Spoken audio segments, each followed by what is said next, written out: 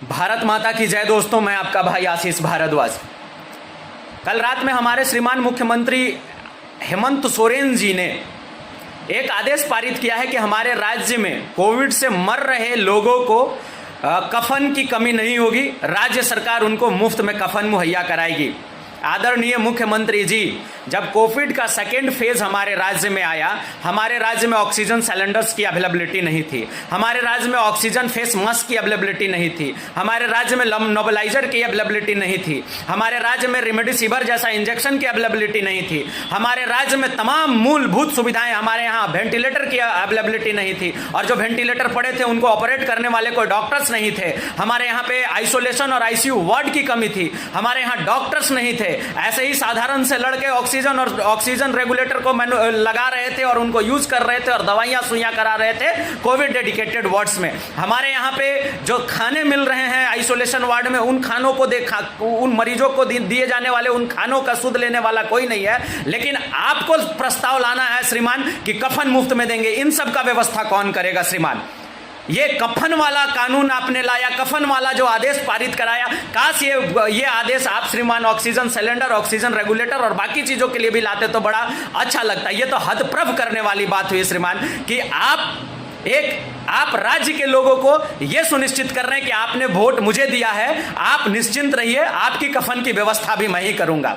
श्रीमान, तीसरा म्यूटेंट आने वाला है श्रीमान, third phase of Covid virus, जिसका प्रेडिक्शन विश्व और भारत के तमाम बुद्धिजीवियों ने किया है हमारे राज्य में। और तीसरा म्यूटेंट को ज्यादा खतरा वल्नरेबल क्लास माने कि बच्चों को है श्रीमान।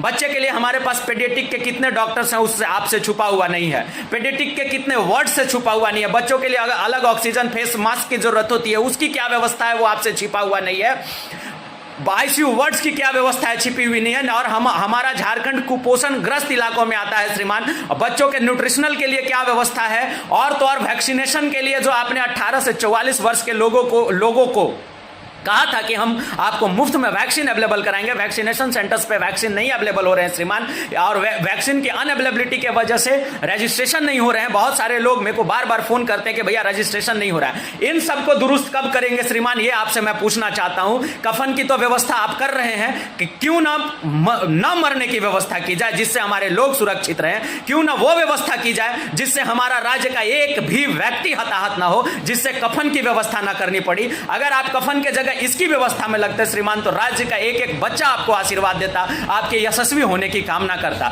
लेकिन आपने जिस समय से कफन की बात कही है श्रीमान, तकलीफ हो रहा है। तकलीफ इसलिए हो रहा है कि हमारे राज्य ने एक ऐसा मुख्यमंत्री दिया है जो हमारी कफन की व्यवस्था में लगा हुआ है, हमारे जान बचाने की व्यवस्था में नहीं।